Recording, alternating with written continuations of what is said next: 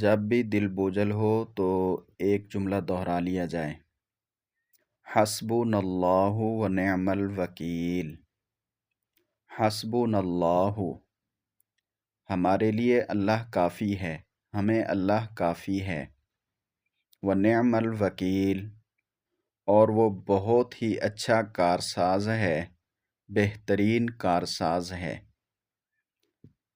حضرت ابراہیم علیہ السلام کو جب آگ میں ڈالا جانے لگا تو انہوں نے آگ میں جانے سے پہلے یہی جملہ پڑھا۔